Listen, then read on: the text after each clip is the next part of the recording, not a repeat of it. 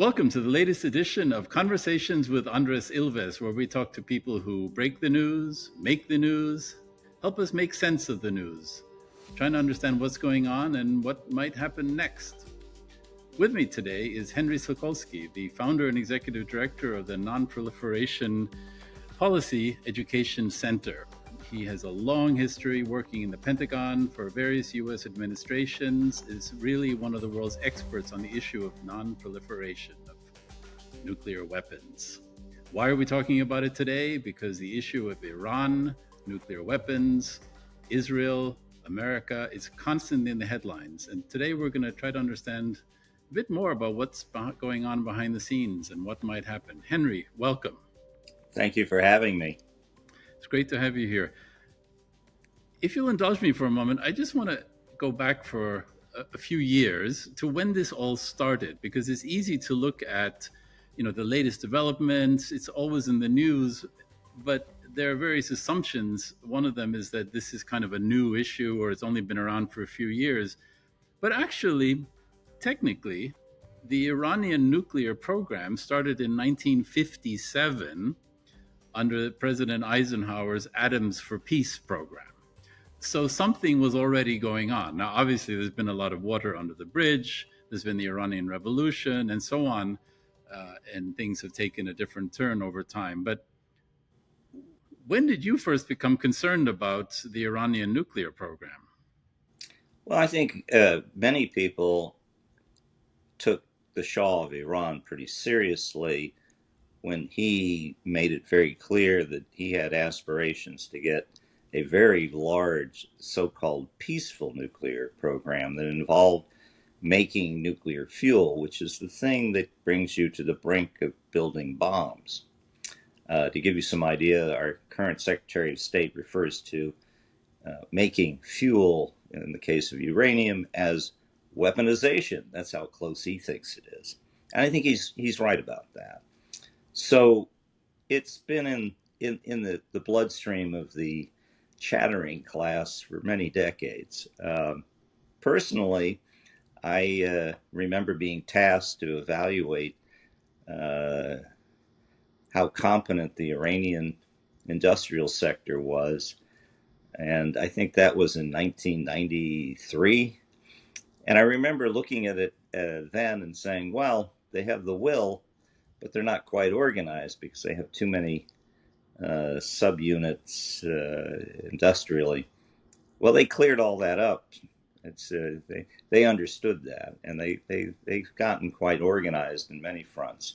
So the first point that's worth recognizing is we've been wringing our hands about the possibility of Iran getting a bomb for at least 30 years, and I always like to comment, what's perhaps more interesting than when they're going to get it is why they haven't already. Well, and that's a very interesting point. So it really became a serious issue a few decades ago, and then it kind of started heating up. President Ahmadinejad, it was in the headlines all the time. People who had never even thought about this, who were interested in Iran generally, were suddenly memorizing things about yellow cake uranium and having to learn the details of this, as of course do the people who tune in the news, and they want to know kind of what's really going on in a way that makes sense for them. So how have the different approaches of the U.S. government, so we know we have President Eisenhower, yay, Atoms for Peace, for the Shah.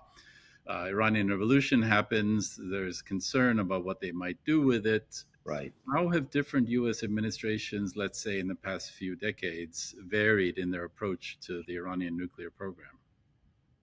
Well, I think generally the approach has been to try to choke off lines of supply of various nuclear-related technologies and goods and materials. But of course, you can delay, but not actually suffocate a program that way. And the Iranians have demonstrated that. They're very persistent. So that was certainly the first effort, to get it to pledge not to get nuclear weapons and to work with Russia and other nuclear supplier states to agree not to send certain things. That went only so far. I think certainly by the 2000s, it was becoming clear that was not going to be sufficient. So you have this accommodation. Could you please agree not to do certain things with your nuclear program? That's been the mode pretty much for the last 20 years or so. And what's interesting is the current administration has been rather strident, and I think actually factually correct, in saying, well, if you're making nuclear fuel, which is something they do, they enrich uranium, and that's a fuel you can make to power reactors, but also to arm a nuclear weapon. That's weaponization. They said, you have to stop doing that. I am going to wager that if there is a deal, and I don't know that there will be, they're not going to be able to convince the Iranians to give that up. And so we're betwixt and between. I think roughly now, to paraphrase Jefferson in his reference to slavery, we have a wolf by the ears. You either have to draw a line and somehow impose severe penalties, sanctions, military action, or you have to, accept that Iran may engage in this activity and be very, very close at any time if it chooses to get nuclear weapons. So in the mix in all of this, of course, in a sense, it goes without saying, fear of nuclear weapons. What might they do with it? When did it first become apparent that they might actually be threatening Israel? Has that always been the assumption, is that would be one of the targets of a nuclear program on their part? Well, clearly not under the Shah. The Shah and Israel actually were co-conspirators in doing any number of things. I think it came with the revolution. And I'm not a regional expert, but from people who are more expert than I, the story basically is Iran's desire to lead the Islamic world in a way that would appeal not only to Persians and Shia, but Sunni. And that then became, a question of dealing with the question of Jerusalem. So in they go, claiming to lead on that, and that brings them directly at blows with Israel. We have a new administration. It's the same president who was in office 2 administrations ago. What's different now, as we can tell just from the few months that President Trump has been in office? What's different in his approach to the nuclear program from his first term? Well, we don't yet know because we haven't quite seen the deal that may or may not be agreed to. But we do know that facts on the ground are different. And what's changed, and I think is very important, is Saudi Arabia, and I believe Saudi Arabia's neighbors, are not as eager to be combative against Iran. And in fact, they seem more to be lost if there is fighting or bombing or strikes associated with the nuclear program than somehow looking the other way and letting things slide with regard to nuclear activities. I think that's a big difference. I think the Saudis in particular also have it in their mind that they can always somehow get close or actually get nuclear weapons themselves, and that somehow magically this will neutralize the problem. And therefore, the urgency to take Iran out is no longer as great as it was previously. And I think this has to do with their desire to deal with domestic things, which is more pronounced now than it was before. They want to improve, particularly in Saudi Arabia, conditions. They don't want to have trouble. They have a Shia population that could be trouble.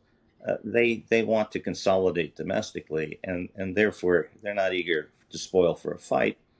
I suppose, in addition, their confidence in relying simply on what America might do is less, and it's less for a variety of reasons.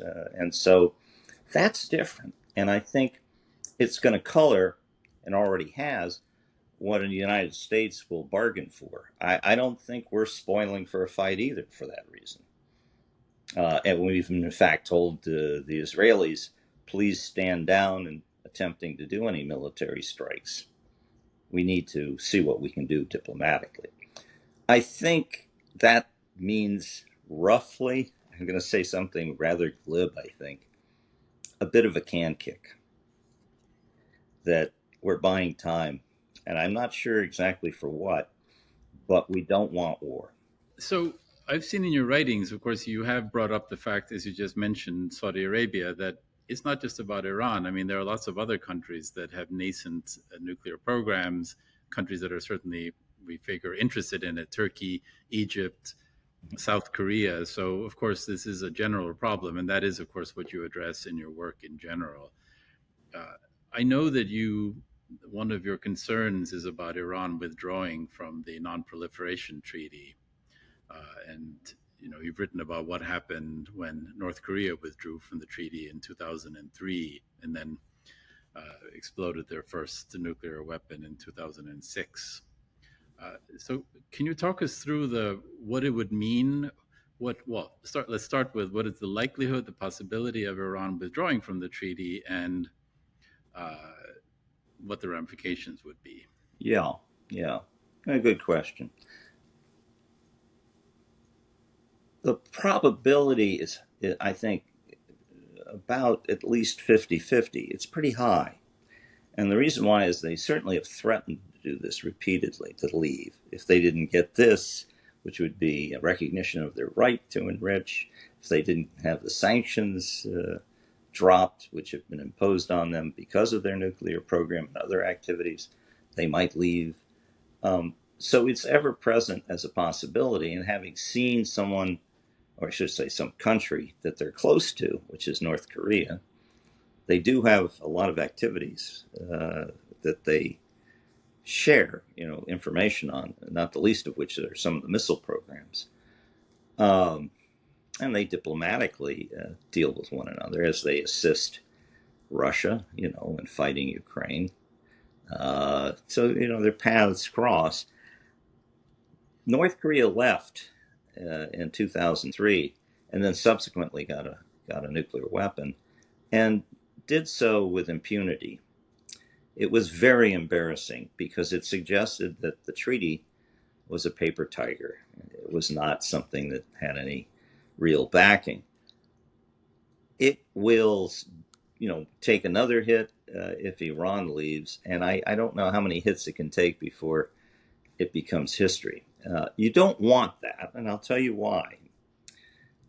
There are a fair number of countries. A good example would be Japan, where they're not getting a bomb, mostly because they believe in the rule of law. Now, not everywhere is the power of law as strong, but in some very important countries, it's quite strong. It's stronger maybe than what we're used to. And if it looks like the treaty that they've signed on to is not being complied with and is repeatedly violated, then something that is unthinkable, Japan getting nuclear weapons, becomes totally plausible. And I think we underrate the power of that point. A lot of so-called realists poo-poo these treaties. It's a mistake. They're pretty important for very important cases. Not in every case, but enough that you do not want to see it get snuffed out. And I think another withdrawal threatens doing precisely that. Obviously, we're talking about nuclear power, nuclear energy, nuclear weapons. It's the general nuclear field that involves enrichment of uranium and so on. You recently wrote focusing on preventing only the final step of weaponization is, and if I can quote you, not just aspirational, but delusional. So can you talk us through that, this whole Yeah. question about how do we deal with the question of weaponization? I think we compartmentalize and fantasize our ability to stop certain things when they're so far along, you're kidding yourself. A country that wants to get nuclear weapons, let's say Iran, can actually use a reactor that is for peaceful purposes. Bushehr is one they have. They can have it safeguarded by international inspectors, which they do, and nonetheless use it as a procurement front, which they have done, to acquire bits and pieces to make essentially bombs. We discovered, I should say, I and others on a commission that was created some time ago by Congress, we finally got access to a report that spelled out that that's precisely what the Iranians did. And by the time we found it out, it was too late to do anything about it. And that's one of the reasons it was so highly classified, because it was classified embarrassing, if you know what I mean. So I think the idea that there's a clear, bright line between what's peaceful and what's weaponization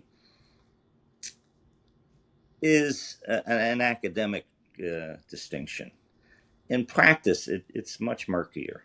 And I think our diplomats and our politicians don't quite grasp that in many cases. In the case of Iran, what's interesting is the rhetoric now at least says, well, any kind of fuel making is a problem. I would argue, if you're really very, very hardcore, even a peaceful, safeguarded large reactor is a problem in a country like that, and would be, I would argue, in a country like Saudi Arabia, where the desire to get nuclear weapons has been professed by the heads of the government publicly. So, but we don't like drawing the line that early. We want to be able to have our nuclear activities and exports and commerce and be able to tell ourselves, well, that won't lead to any weapon mischief. I think that might has always been kind of a tendency that leads to disappointment. So in the end, I mean, you have these two forces, right? And you have Iran saying that it has the right to have some level of nuclear program. Yes. It certainly profess only for peaceful purposes, but they view that as a right that they will not concede. It's just not something that they're going to give up as a sovereign state, in their view, the right to develop a peaceful program. The rest of the world is worried about what they might do with it.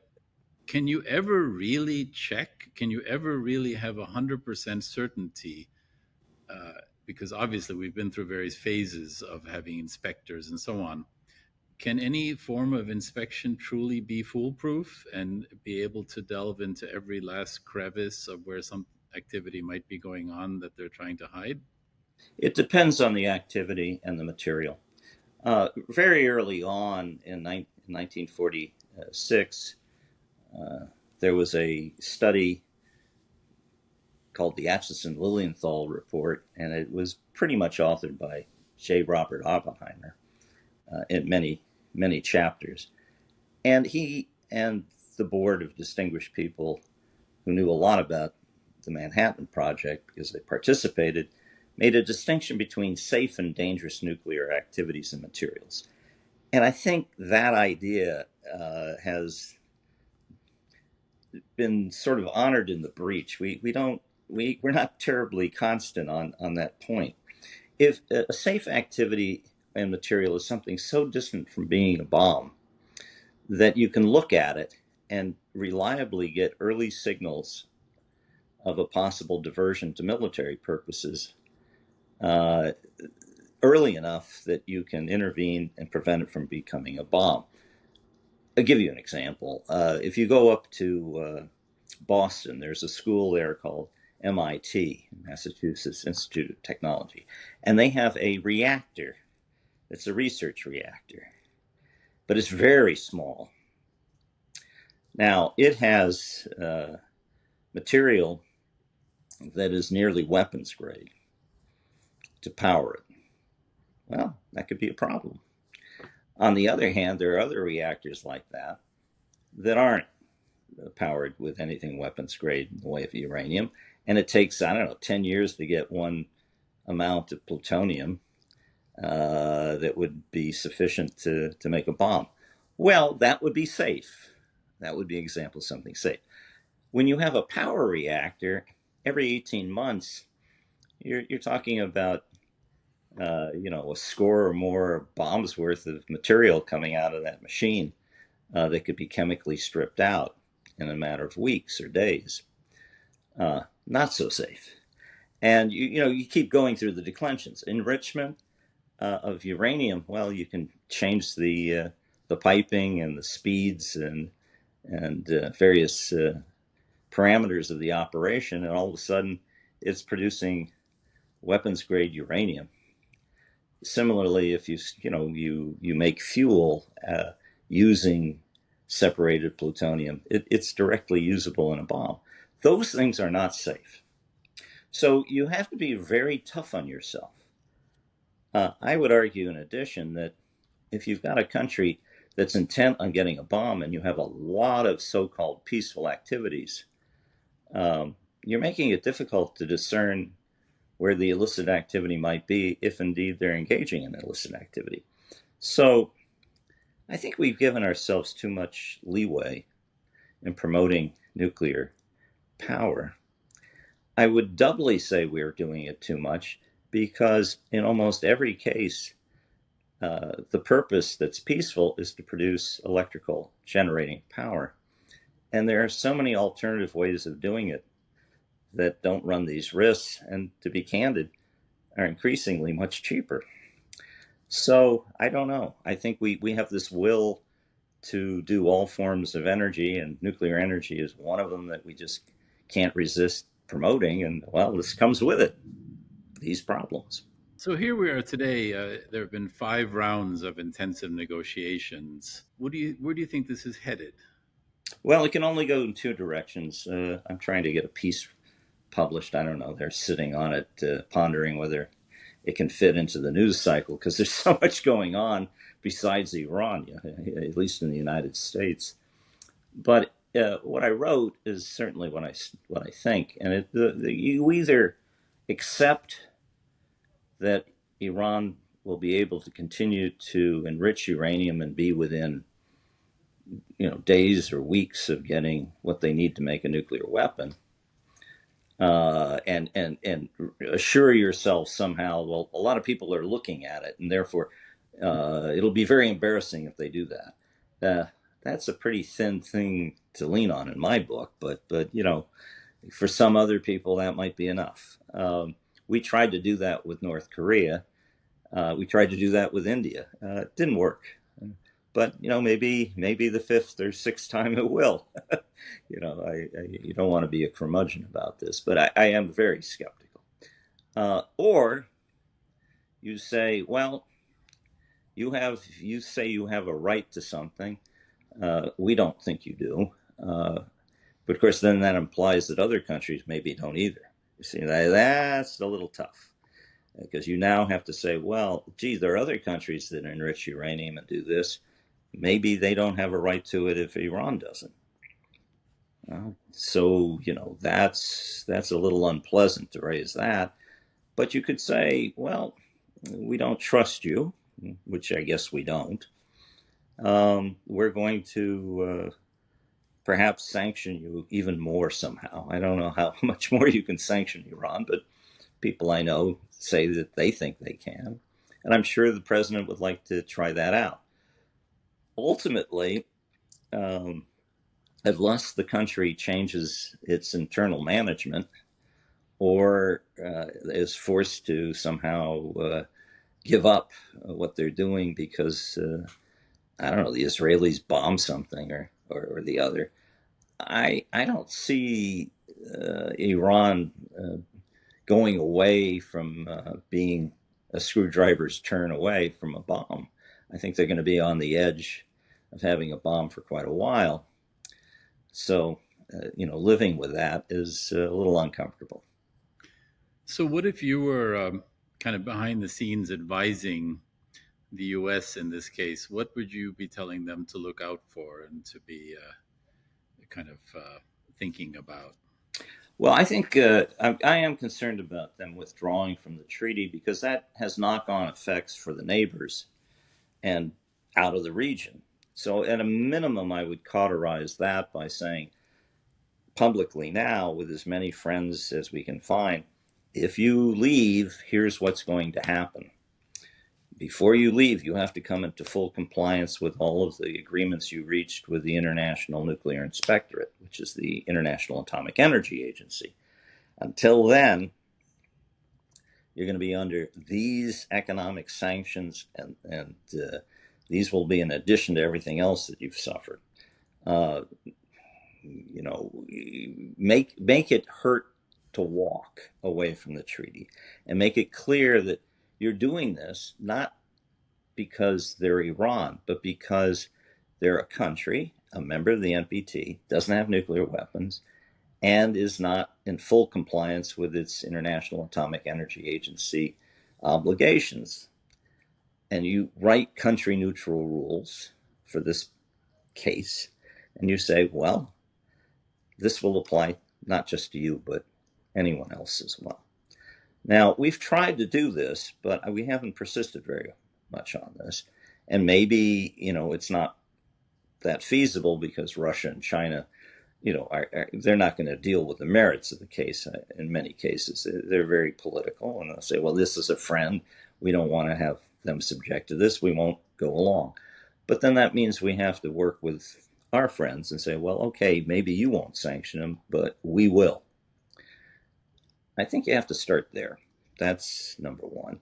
Number two, I think you've got to say,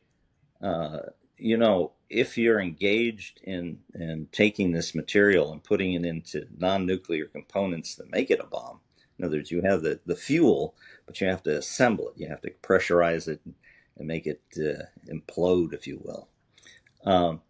That weaponization activity is not something any inspectorate is authorized to look for. We need to change that. And I think we should take the occasion to do this. Finally, I think if we have arguments against Iran enriching uranium, we need to be consistent when we go travel across the water to Saudi Arabia, and they say, well, we want to enrich. Watch. I think maybe that gives us a taste of why we might tolerate enrichment in Iran, because we might want to tolerate it in Saudi Arabia. How that's going to make anything better is a mystery to me, but watch, that's a real possibility. So it's a kind of a proliferation, but for peace, which is something I want to ask you about. How does non-proliferation ever really succeed in a perfect world? Because the nuclear club has grown, not necessarily always kind of openly. The development of the programs was not open, and there have been, certainly decades ago, surprises. Guess what? We have this capacity. So how do you stop it? I mean, how do you prevent the nuclear club from just continually growing? Because it's not just about Iran, and you mentioned some other countries as well. Yeah. But how do you stop it? Well, I mean, I feel fortunate to have been in the U.S. government running an office that has some success. I think in particular, Argentina and South Africa changed their minds. And they changed their minds for a variety of reasons. First, there were enticements. Economic trade would be afforded them, in one case, if they dropped the program, but not if they pursued. I think in addition, they understood that they wanted certain things that had to do with self-government more than they wanted to be able to threaten their neighbors with a weapon. that also can work in your favor. And it did in those two cases. In other cases, such as Taiwan and South Korea, which were friends, we just made it very clear to stay friends and to be safe under our protection, they had to give them up. And they did. That then depends on them being convinced that when we say you're going to be safer under our protection than not, that they believe it. That is the next big hurdle going into the decade or two ahead. So a lot of these countries look at the United States and the protection that can be afforded, and it's not clear that they're convinced. Now, that's not new.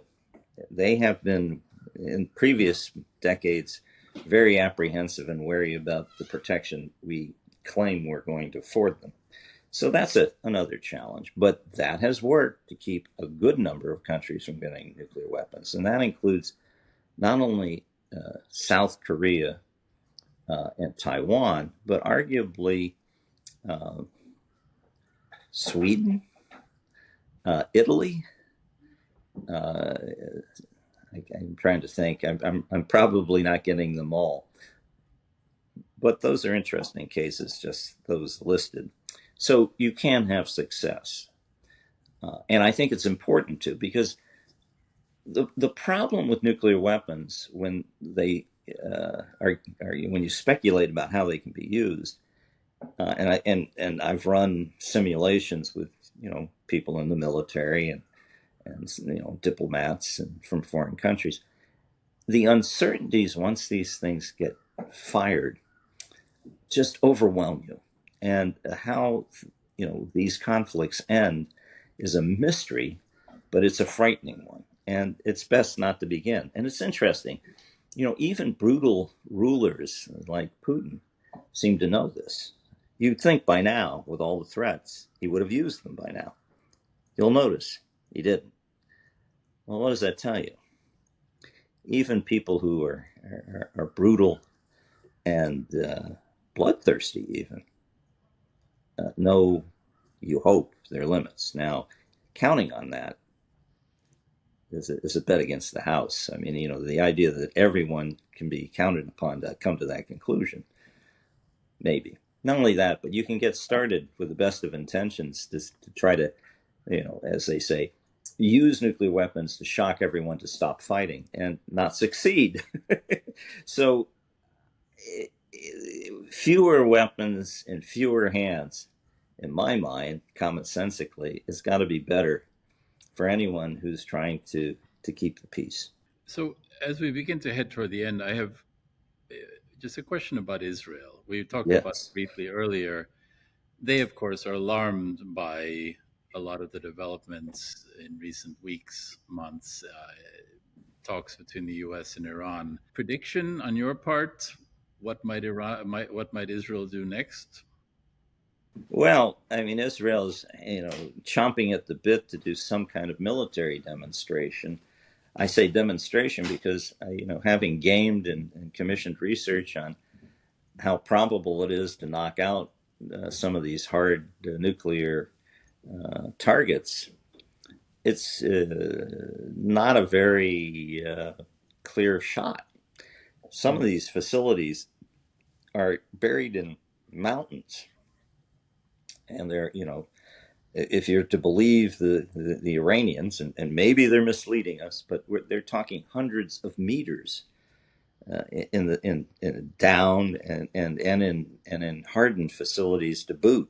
They use not only tunneling equipment, but in some instances what they call super ultra performance concrete, which is very, very, very hardy, not easy to break.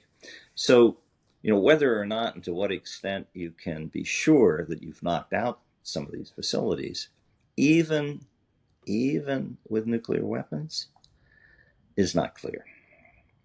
So what you're doing is showing malice of intent, weakening the country's military facilities, slowing down their nuclear activity, The Israelis refer to this as mowing the lawn. Now, it sounds, rather glib, and I say that because it doesn't sound right. I mean, it could, become a protracted war. So far, they've taken pot shots at one another, the Iranians and Israelis, with large numbers of missiles, and it hasn't produced a major war.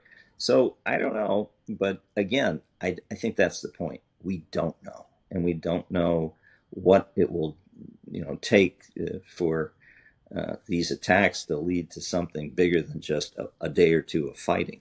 Thank you, Henry. I think you summed it up really aptly by saying we don't know. We don't know what's going to be the outcome of the negotiations. We don't know what Israel might do next. We don't know what Iran's real intent is with this nuclear program. You have enlightened, educated. I really appreciate your time. It's been a pleasure. I hope to talk to you again soon. Okay. And thank you for listening to this installment of Conversations with Andres Ilves. Today we talked to Henry Sookolsky, a world leader, world expert on the issue of nuclear non-proliferation, talking about what might happen next between the US, Iran, Israel. We just don't know. But hopefully we'll approach it a lot better informed. Thanks to you, Henry. Okay. Well, thank you for having me.